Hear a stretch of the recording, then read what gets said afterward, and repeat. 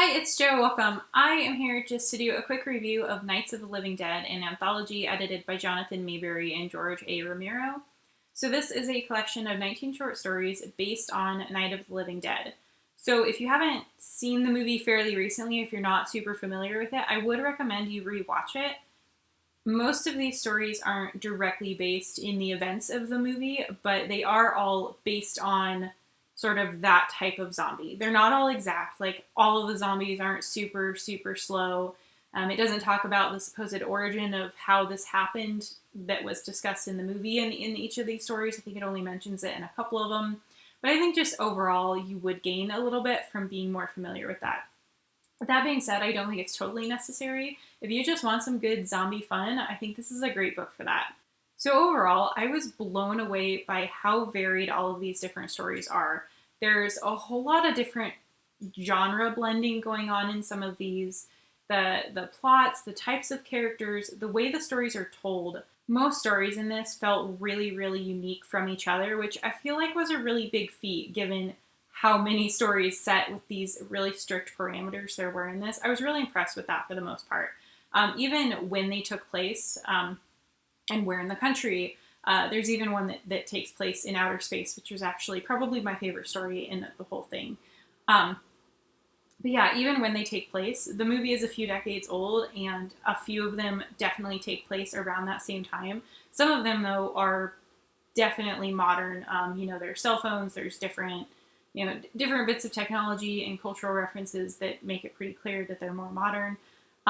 Overall, I think this was a great collection. There were a couple in here that I really didn't especially like, which was a bummer because two of the three that I really didn't like, I really had high expectations for. One of them directly follows. It's called The Day After by John A. Russo, meaning the day after the events of the movie. And I had such high hopes for that one, and it just super, super didn't work for me, and I can't quite even articulate why. Another one that I really had high hopes for takes place in Nebraska, like in central Nebraska, not terribly far from where I live. And I've grown up my whole life in Nebraska. There's not that much media that takes place in Nebraska, so that should have been really fun. But I feel like the author just didn't, I feel like he spent about 10 seconds Googling Nebraska, and if he'd spent 10 minutes, it would have been just exceptionally more believable. Even just, I feel like he didn't have a lot of experience with what living in a rural area or being around rural communities was like. I had a few issues with it, but that's probably not that interesting to most people. So like I said, my opinion of the different stories varied a ton. I had two or three that were around the 2.5 star mark, and a good five or so that were around the 5 star mark. If you're interested in my specific ratings for each story, I will put them down below. A few of the standout stories, though, because there were a lot that were 4 or 5 stars for me, were, let's see, John Doe by George A. Romero. I was so happy with that because George Romero had or has a book coming out that he didn't finish. It was completed by another author, but coming out very soon, and I really, really enjoyed that story, and I honestly was afraid I wasn't going to like it, so I'm super excited now for that. Let's see. Orbital Decay by David Wellington, I think, is my favorite. Snaggletooth by Max Brailler was fantastic. The Girl on the Table by Isaac Marion was really fun. Williamson's Folly was the one that takes place in Nebraska. That's by David J. Schow. You Can Stay All Day by Mira Grant was probably my second favorite, maybe. It's up there. I really enjoyed that one. That one takes place in a zoo, and it was great. The very last story, Deadliner by Neil and Brendan Schusterman, was really good too. As a cohesive collection, I felt like the stories flowed really, really well from one to the next. Most of the stories that were next to each other had some small thing in common with the one before it, which it felt like it had a really good thread throughout. And for the most part, they were really varied, which was nice. It was refreshing because reading so many stories in a row with such strict overall premise, I felt like could be a pretty big hindrance on it.